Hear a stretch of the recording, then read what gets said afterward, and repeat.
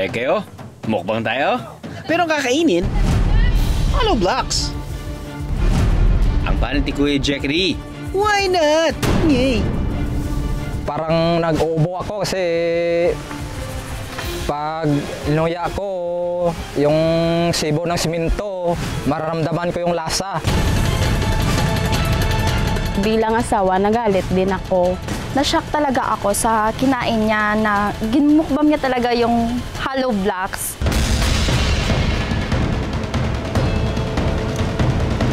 Hirap kumain ng hollow blocks kasi hindi naman kinakain yun ng tao.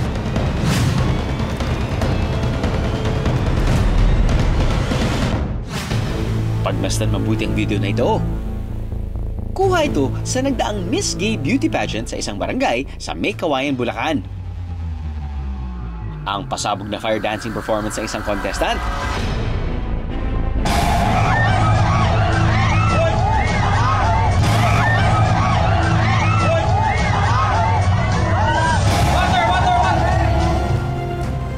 Naging dahilan para mag-apoy at masunog ang mukha niya.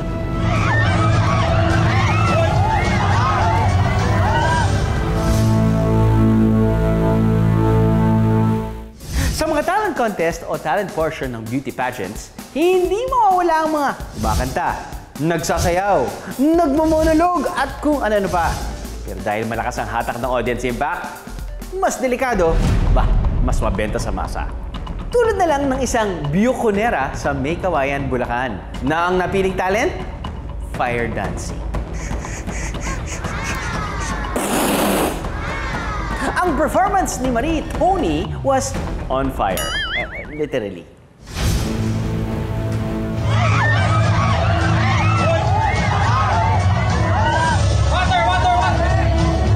Ako po si Maria Tony, 21 years old. Nasunog po yung mukha ko sa beauty pageant. Espesyal na araw ang nakaraang June 3 para kay Marie Tony. Tulad ng paghahanda na lagi niyang ginagawa, plakado na ang casual wear at long gown niya. At ang tatapos sana ng laban, ang talent portion. Nakahanda na ang mga gagamitin niya. Kasama na ang gas na iinumin niya kapag bumuga siya ng apoy. Nagpabili po ako sa bata po, yung kasama ko nga po. Sabi ko po, bumili po siya ng gas, yung diesel. Binigay po sa kanya yung unleaded po. So hindi ko na po napansin yun kasi po nasa kalagitnaan na po ako nung performance po na yon. Mga kaha, paalala, huwag gagayahin ha. Mga nagsanay at eksperto lang sa ganitong larangan at talento ang pwedeng gumawa nito. Rumampa muna si Marie Tony. Nang lumalakas na ang hiyawan, halos lahat po ng tao nagpapalakpakan na po. Nung pagkainom ko po na yon, may tumulo po dito. So pagkasindi, tsaka po ako bumuga. Yung pagkabuga ko po is ayos naman po. Kasi yung pagka-side view ko pong ganon, yung apoy po, gumanon po siya kasi tapos may natira pa po sa bibig ko na gas. Nagulat po silang lahat. Hindi din po nila expect yung nangyari. Nung nasunog po yung mukha ko, nagulat po ako na yung balat po ng face ko, yung kalahati po ng face, nasa kamay ko na po. Happy Sunday morning mga kaha! Are you ready for another episode na punong-puno ng fun kalaman? Real or fake? Real! Yan! Kaya tara na, alamin na natin ang amazing stories of the week. Scary!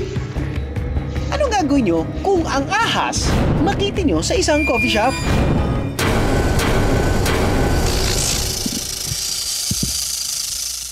O anong almusal nyo mga kaha? Kilala namin, hollow blocks lang naman ang kinakain. Na-shock talaga ako. Ginmukbang niya talaga yung hollow blocks.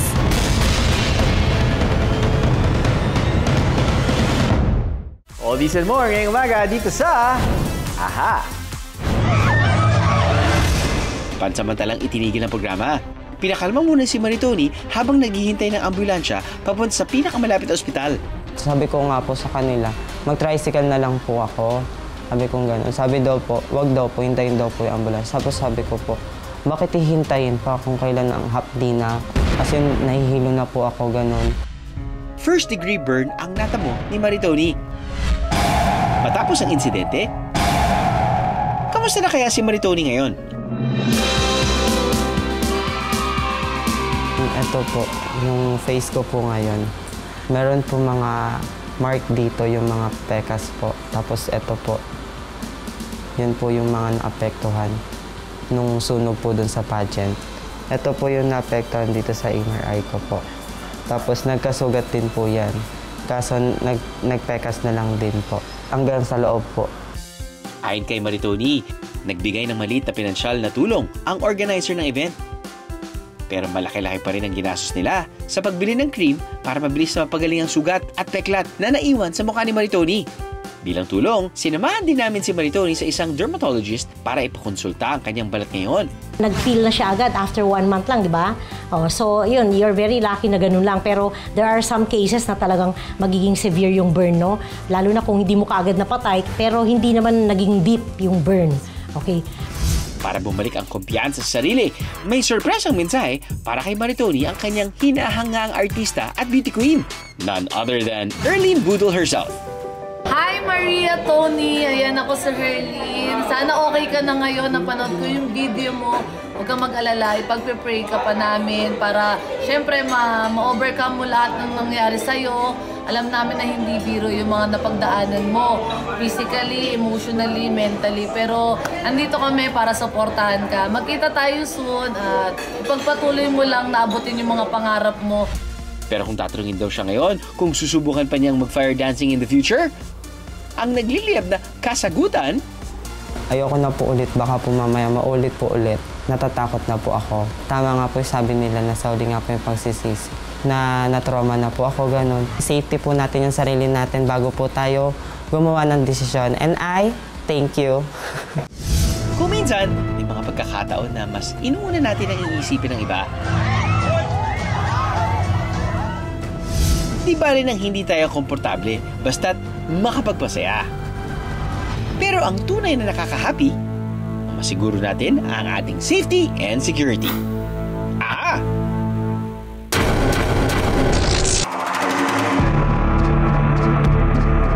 Ang mga ahas, karaniwang naninirahan sa masusukal o madidilim na lugar. At paminsan-minsan, pati rin sa baha. Yay! Katulad na lang nitong mga namataang ahas kasabay ng hagupit ng bagyong Karina. Ay, ahas! Ahas! Ayun, ayun, ayun!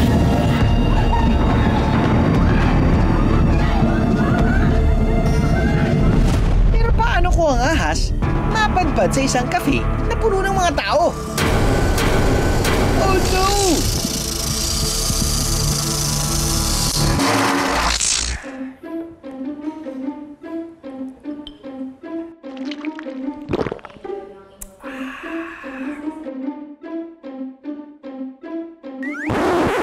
Hindi ko akala na kaya mong gawin sa akin to! Pinagkatiwalaan kita pero saka palang ahas! Ahas! Saka palang ahas! Ahas! Ahas! Ah! Parang ganyan ang naging eksena ng makuhanan ng video na ito. Hindi nga lang kasing OA ko ang mga nakakita.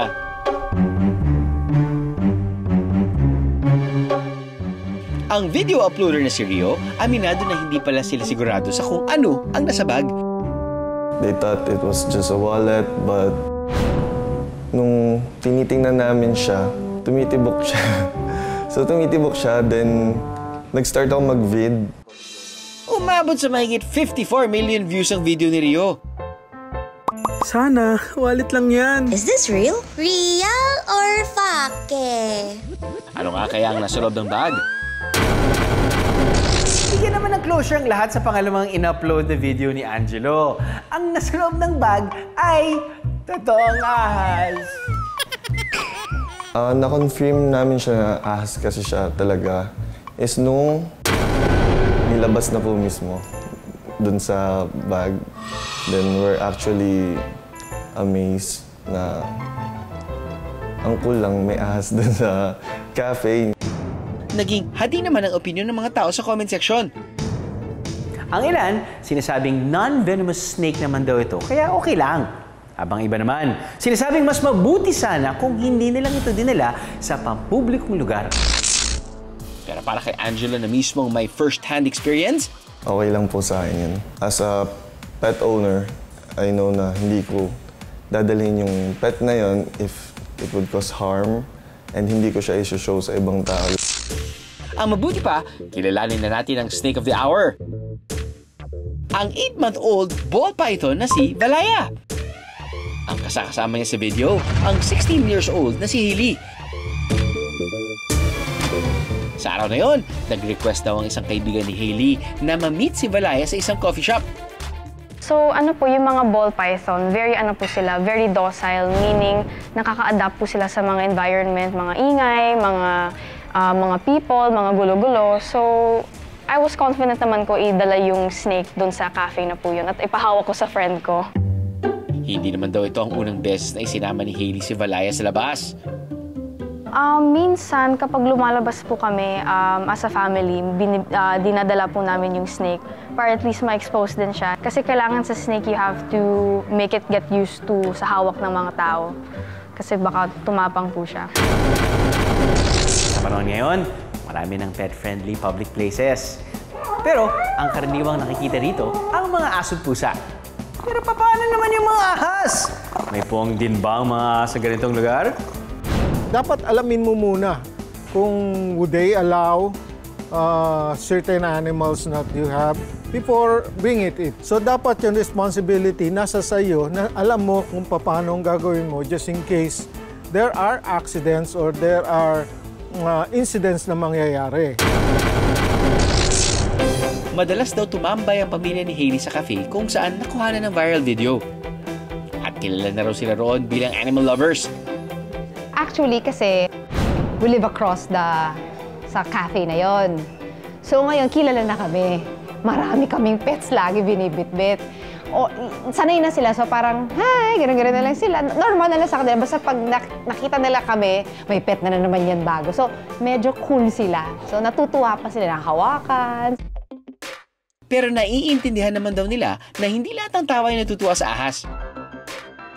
Kaya may bilin si Mami Arlene tuwing isinasama niya sa labas ang ahas. Basta discreet lang tayo kasi di mo pwedeng iladlad yan. Kasi snake yan, hindi siya dog or cat. Masyashock yung mga tao dyan. Bakit nga ba marami ang natatakot sa ahas? Bakit nga ba marami ang natatakot sa ahas? Ayon sa ibang researchers, pwedeng may kinalaman daw ito sa ating biology at evolution. Noong kasing unang panahon, kasama ang ahas sa most ancient predators. And over centuries, we've evolved a natural fear of snakes. Pero kabilang din sa factor sa pagkatakot ng marami sa ahas, ang personal experience o kaya yung mga kwentong naririnig sa iba. Speaking of kwento, narinig niyo na ba ang kwento kung bakit gumagapang ang mga ahas? Ayon sa ilang alamat, noong unang panahon, may 3 ahas sa kagubatan. Sina 1, 2, at 3. Meron pa raw mga paa at kamay ang mga ahas noon. Pero dahil maliliit lang, takot na takot sila sa mas malalaking hayop sa kagubatan. Isang araw, may isang maestro na napansin ang mga mumunting ahas. Narito ako upang turuan kayo kung paano nyo madidepensahan ang inyong sarili. Sa loob ng ilang linggo, araw-araw na nag-ensayo ang mga ahas kasama ang kanilang maestro. Magaling! Napakalaki na ng pinagbago nyo mula noong una ko kayong nakilala. Dahil dito, nagkaroon ng panibagong self-confidence ang mga ahas. Pero meron daw isang bili ng maestro sa kanila. Wag na wag nyo itong gagamitin para lang sa kayabangan. Opo, maestro! Dahil tapos na ang kanilang pag-iensayo kasama ang maestro, balik normal na ang mga ahas sa pagtatago nila sa kagubatan. Ano ba yan? Ngayong may na-unlock na tayong bagong skills, parang hindi ko na kayang mabuhay ng ganito lamang. Oras na para maghasik ng ating kakayahan sa kagubatan. Pero pinakabilin ng maestro na gamitin lang natin ito kapag kinakailangan. Boo! Ang KJ mo naman, Dos. Hayaan mo na siya. Baka hindi lang siya confident na kaya niya nang tumalo ng mas malalaking hayop. Anong pinagsasabi mo, Uno? Baka kayong dalawa pa ang patumbahin ko. Sa araw na yon, hiwa-hiwalay na nagmanman sa kagubatan ng mga ahas. Ang kanilang usapan, kung sino ang may pinakamalaking hayop na matatalo, ay hihirangin na pinakamalakas na hayop sa kagubatan. Si Uno, inabangan ng matching at bigla itong pinagsusuntok. Si Dos naman, matapang na hinarap ang leon at saka ito pinagsisipa. At si Tres, ayun, at tinamba ang elepante at pinagtutusok ang mata nito. Dahil sa ginawa ng mga ahas, nagkagulo ang mga hayop sa kagubatan. At ang kanilang kalokohan, ayan, nakarating kay Maestro. Mga hambog na ahas, nagsisisi ako at tinuruan ko kayo kung paano dumepensa. Pero ang inyong bagong karunungan, ginamit nyo lang sa kayabangan. Dahil sa inyong kahambugan, kailangan ko kayong turuan ng leksyon. Takot na takot ang ahas sa Maestro. Pero kahit anong pagmamakaawa nilang patawaran sila nito, buna ang pasya ng Maestro. Mawawala ang inyong mga paa at kamay.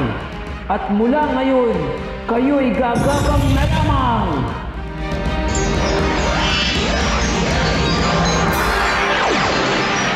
Labis ang pagsisisi ng mga ahas sa kanilang kayabangan.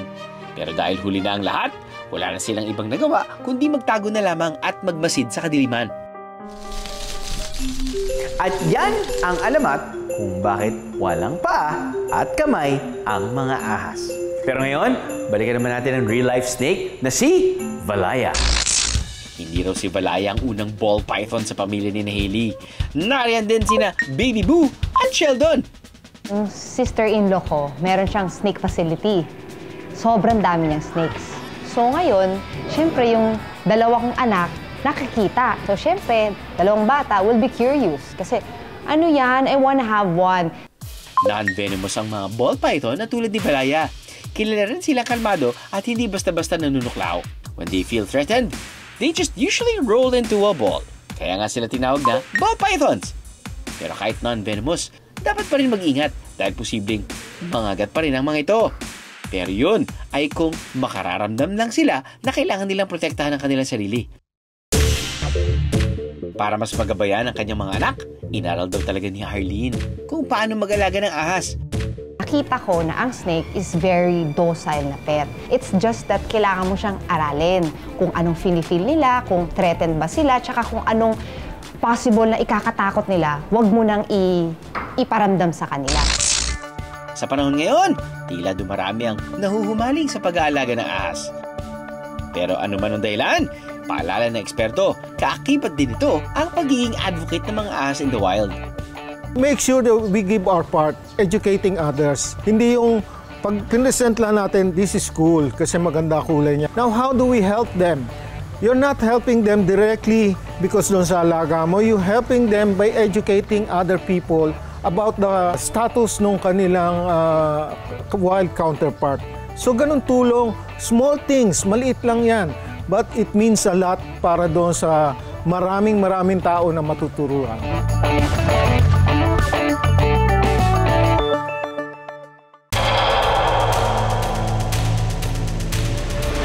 Nag-survey kami sa ilan nating mga kaaha.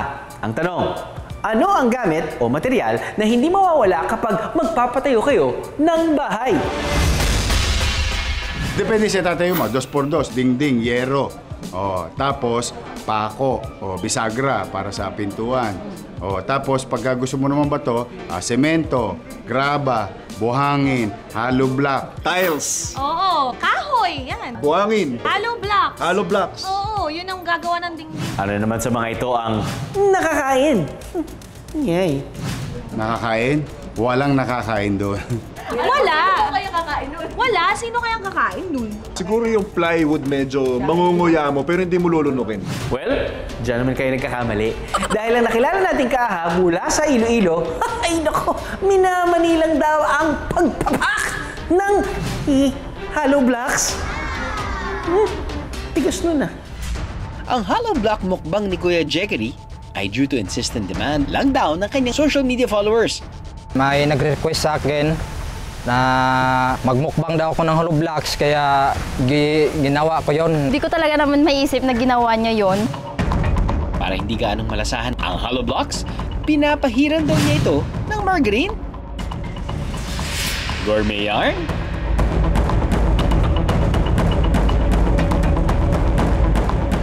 Bye! Dito nang request nyo na magbukbak akong Hollow Blocks.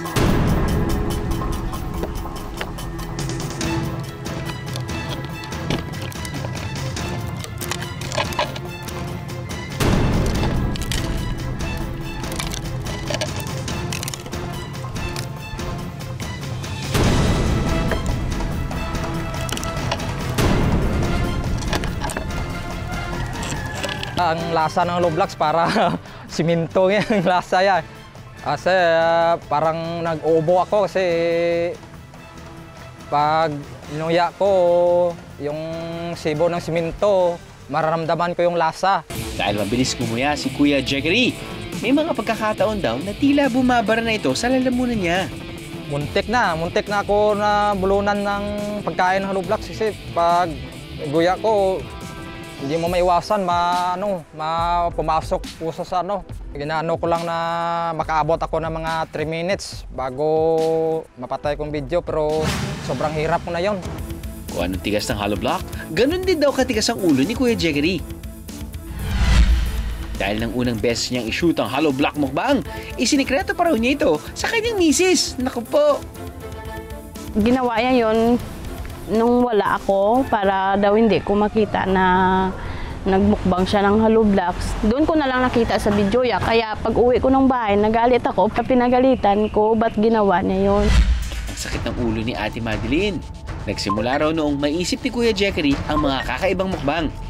Dahil bukod sa hollow blocks, kung ano-ano pa raw ang mga kinain niya na hindi naman dapat kinakain talaga. Kung karamihan sa atin, takot masipit ang alimango. Si Kuya Jackery, hindi lang hinahawakan, kinakain pa ito ng buhay. Kumani lang naman ito ng mahigit 11 million views. Dahil pumatok online, itinuloy-tuloy pa raw niya ang mga kakaibang food trip. Ang pinakamahirap ko na ginawa yung sa sabon. Sobrang hirap ron. Alam naman daw ni Kuya Jackery ang peligro sa mga ginagawa niyang online content. Yung pagkain ko ng hollow blocks, siguro hindi yun ligtas kasi simento yun. Alam ko naman na simento yan kasi araw-araw yun ang hinawakan ko. Pero wala raw basagan ng trip. Dahil ang pagkain ng hollow blocks, ginagawa raw ni Kuya Jackery para masuportahan ang pangangailangan ng kanyang pamilya. Bilang haligi ng tahanan, kulang daw kasi ang sinasahod niya bilang isang karpintero. Umpisa ako nagko-content creator ako. Mga 2 months nagsasahod na ako ng 8K pataas. Tsaka malaking tulong na yan kasi pareho nga wala pa akong trabaho na kapintero kasi ang trabaho namin hindi araw-araw. Pag may tumawag na sa amin, yan, may trabaho kami. Pero kung wala din. Kaya kahit na delikado, inilaban ni Kuya Jackery ang kanyang out of this world mukbang. Pero ano nga bang posibleng maging epekto nito sa kanyang kalusugan? Siyempre, once kasi na nginuya niya ito, matigas yung bagay. Magkakaroon talaga ng problema dun sa kanyang gilagid, dun sa kanyang ngipin, pwede din ito mabali. At once kasi nagkaroon ng accident at naubo siya, pwede niya ito ma-ingest, lalo na pumasok dun sa kanyang lalamunan at pwede kasi itong pumunta dun sa kanyang digestive tract or siyempre nakakatakot dyan, pwede pumunta siya mismo dun sa kanyang respiratory tract na pwede niya itong ikamatay. Kahit na iniligay niya sa kapahamakan ang kanyang kalusugan, duda pa rin ang ibang followers ni Kuya Jackery kung talagang nilulunok niya ang hollow blocks. Ang kanyang kasagutan, babasagin na mamaya. Kailan ba na-invento ang hollow blocks? Baka 1980. 2024. Huh? A ako. Letter A po. Na-invento ang hollow blocks ni Harmon S. Palmer sa United States noong 1890. Kayo naman ang kawawa dyan. Abay, malupit nga! Nilulunok nga ba ni Kuya Jackery ang kinakain niyang hollow blocks? Ang nakaguguhong sagot sa tanong! Hindi ko naman yun kinain. Ninuya ko lang yun at isinuka ko para for content lang. Para mabigyan ko lang yung nagre-request sa akin na magmukmukbang daw ako ng hollow blocks. Hindi naman ko napahamak sa kinakain ko na mga ibang bagay. Kasi yung lahat ng kinakain ko na dapat hindi kinakain ng tao, hindi ko naman linunok yun eh. Ayun naman pala, for the content lang. Safety first pa rin mga kaaha. Pero ang promise ni Kuya Jackery, never again na raw siyang kakain ng hollow blocks. Hindi basta-basta mag-content creator kasi lahat ng pagsubok, susubukan muna ninyo bago kayo mag-success.